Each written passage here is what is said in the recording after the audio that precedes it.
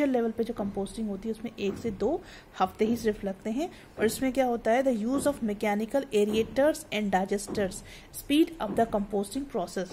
तो यहाँ पे क्या होता है, मैकेनिकल एरिएटर जिससे एयर को प्रोवाइड किया जाता है और डाइजेस्टर्स यूज किए जाते हैं जो कि कंपोस्टिंग के प्रोसेस को स्पीड अप करते हैं, क्योंकि बेसिकली माइक्रो ऑर्गेनिजम्स जो हैं इस काम को बहुत स्लो करते हैं। तो इसको स्पीड अप करने के लिए मैकेनिकल एरिएटर्स और डाइजेस्टर्स को यूज किया जाता है। Composting can be done either in the presence of atmosphere. अगर एटमॉस्फेरिक एयर की प्रेजेंस में कंपोस्टिंग होगी तो उसको एरोबिक कंपोस्टिंग बोलेंगे। अगर एटमॉस्फेरिक एयर के एब्सेंस में ये प्रोसेस होगा तो उसको एनएरोबिक कंपोस्टिंग बोलेंगे। तो यहाँ पे तो आप देख सकते हैं, ये एग्जांपल आपको दिया हुआ सैनिटरी लैंडफिलिंग का। तो यहाँ लो लाइंग एरियाज में ये कबाड़ जितना है, जितना वेस्ट है वहाँ पे डाल दिया जाता है। उसके बाद बुलडोजर चला कर उसको एक सेटल कर दिया जाता है, कॉम्पैक्ट कर दिया जाता है।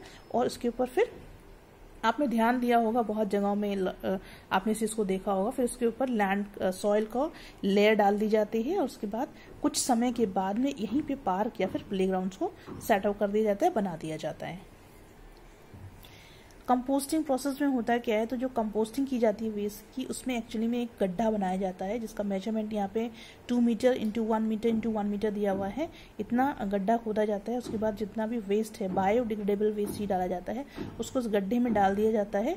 उसके बाद इस गड्ढे को एक ग्राउंड लेवल तक ला दिया जाता है। उसके बाद इसके ऊपर एक थिन लेयर सॉइल की लगा दी जाती है और इसको छोड़ दिया जाता है ऐसी, ठीक है। पूरा लेयर लगाने के बाद छोड़ दिया जाता है और थोड़ा सा पानी इसके ऊपर छिड़क दिया जाता है। बीच बीच में इसमें ओकेजनली ये स्प्रिंकल किया जाता है वाटर को उस गड्ढे के ऊपर जहाँ पे आपने सारा जो वेस्ट है उसको डाला है। उसके बाद में 3 मंथ्स के बाद में अगर आप इसको ऑब्जर्व करेंगे तो 3 मंथ्स लगता है, ठीक है। 3 मंथ्स के बाद में जितना भी इसके अंदर गड्ढे के अंदर, पिट के अंदर जितना भी कंटेंट होता है वो खाद में चेंज हो जाता है, मैन्योर में चेंज हो जाता है और इसको प्लांट की ग्रोथ के लिए फिर यूज किया जाता है। देन टाउन एरियाज जो होते हैं वहाँ का जो कचरा होता है, ठीक है, वेस्ट होता है, उसको डिस्पोज करने का ये बेस्ट मेथड है कंपोस्टिंग, ठीक है। और साथ ही सिटीज़ के अंदर भी, मेट्रो सिटीज़ के अंदर भी बहुत बड़ी मात्रा में, ठीक है, बड़े स्केल में कंपोस्टिंग प्रोसेस को कैरी आउट किया जाता है। दिल्ली के अंदर ओखला खाद को गार्बेज से प्रिपेयर किया जाता है by the method of composting, ठीक है, जिसके अंदर फूड वेस्ट होता है और नाइट सॉइल होता है। और इसको सिटी में बहुत वाइडली यूज भी किया जाता है, ठीक है, ओखला खाद को बहुत ज़्यादा यूज किया जाता है। So this method is very good for the disposal of waste. Next comes incineration. Incineration वो प्रोसेस है जिसमें वेस्ट के अंदर कंपोनेंट होते हैं उनको कंट्रोल्ड फॉर्म में बर्न किया जाता है और बर्न करने के बाद उनको एशेस में कन्वर्ट कर दिया जाता है।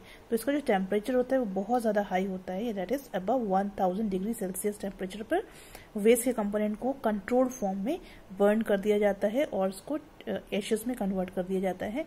तो जितना भी इसमें वेस्ट प्रोडक्ट लिया जाता है, बर्न किया जाता है, उसका टोटल जो मास है उसका 10% ही ऐश में कन्वर्ट होता है, ठीक है। इंसनरेशन में उसका 10% ही मिलता है। सो ये जो प्रोसेस है एक बहुत ही क्विक मेथड है वेस्ट का डिस्पोजल का।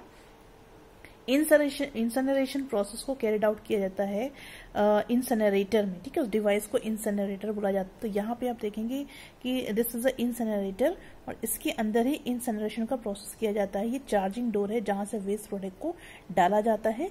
ये ऐश डोर है जहाँ पे वेस्ट प्रोडक्ट बर्न होने के बाद जब ऐश में कन्वर्ट होता है तो यहाँ से ऐश को बाहर निकाल लिया जाता है। ये आप देख सकते हैं सॉलिड वेस्ट है। ये जो प्रोसेस है सॉलिड वेस्ट के लिए यूज किया जाता है।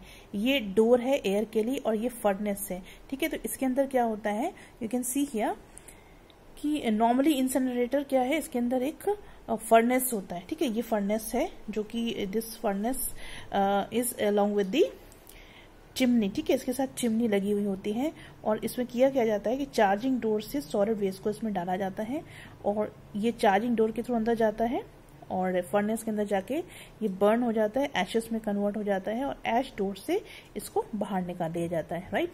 So this all process is known as incineration और इस ऑपरेटर्स इस डिवाइस को इंसनरेटर बोला जाता है। Then will see methods to remove air pollutants. अब तो लिक्विड हम लोग पढ़ चुके, सॉलिड पढ़ चुके, अब बचा है एयर, ठीक, गैशियस फॉर्म हमको पढ़ना है। तो किस तरह से एयर पॉल्यूटेंट्स को हम रिमूव कर सकते हैं। तो सस्पेंडेड पार्टिकुलेट मैटर जिसको हम एसपीएम भी बोलते हैं और बहुत सारे टॉक्सिक गैसेस जो हैं वो बहुत सारे इंडस्ट्रियल प्रोसेस की वजह से जनरेट होती हैं जो कि पॉल्यूट करती हैं एयर को। तो यहाँ पे हम बेसिकली स्क्रबर्स और इलेक्ट्रोस्टैटिक प्रेसिपिटेटर्स जो कि बहुत ही ज़्यादा इफिशियंट होते हैं to remove the industrial pollutant from the air. Air में से इंडस्ट्रियल पॉल्यूटेंट्स को बाहर निकालने के लिए, रिमूव करने के लिए ये मैकेनिकल डिवाइसेस बहुत ज़्यादा इफिशियंट होती हैं और इनकी मदद से हम एयर पॉल्यूशन को कंट्रोल कर सकते हैं। तो हम देखेंगे कि स्क्रबर्स क्या होते हैं और इलेक्ट्रोस्टैटिक प्रेसिपिटेटर्स क्या होते हैं। सो here we'll see what are scrubbers. Scrubbers actually में क्या करते हैं, स्क्रबर को यूज करके पर्टिकुलेट मैटर और गैशियस पॉल्यूटेंट्स जो कि पॉल्यूटेड एयर में प्रेजेंट होते हैं उसको रिमूव किया जाता है। तो पहले हम देखेंगे सस्पेंडेड पर्टिकुलेट मैटर बोला कैसे जाता है। सॉलिड और लिक्विड के जो बहुत ही छोटे पार्टिकल्स यानी कि माइक्रोस्कोपिक पार्टिकल्स, जिनको माइक्रोस्कोप से ही देख सकते हैं, उतनी छोटी सी पार्टिकल्स होते हैं, वो एयर के अंदर सस्पेंडेड रहते हैं, ठीक है, तो उनको बोला जाता है सस्पेंडेड पर्टिकुलेट मैटर। तो स्क्रबर को यूज किया जाता है इन पर्टिकुलेट मैटर को as well as gaseous pollutant को पॉल्यूटेड एयर से रिमूव करने के लिए। स्क्रबर्स दो तरह के होते हैं, वेट टाइप और dry type. Wet type scrubber में लिक्विड को यूज किया जाता है और लिक्विड के फॉर्म में यूजुअली वाटर को यूज किया जाता है। इसकी मदद से सॉलिड, लिक्विड और गैशियस कंटामिनेंट को पॉल्यूटेड एयर से रिमूव किया जाता है। Then activated alumina, silica gel, activated carbon, ये तीनों को यूज करके एज अ एब्जॉर्बेंट यूज करके इनको गैशियस पॉल्यूटेंट्स को रिमूव किया जाता है। प्योर वाटर को यूज करके हाइड्रोजन फ्लोराइड गैस को रिमूव किया जाता है। Then alcohol solution for absorbing acidic gas, alkaline solution को यूज करके एसिडिक गैसेस को एब्जॉर्ब किया जाता है, यानी कि ऑक्साइड्स ऑफ सल्फर हो गए, ऑक्साइड्स ऑफ नाइट्रोजन हो गए। और एसिडिक सोल्यूशन को यूज करके अल्कलाइन गैसेस को रिमूव किया जाता है और ऑयल को यूज करके एज एब्जॉर्बेंट हाइड्रोकार्बन्स को रिमूव किया जाता है।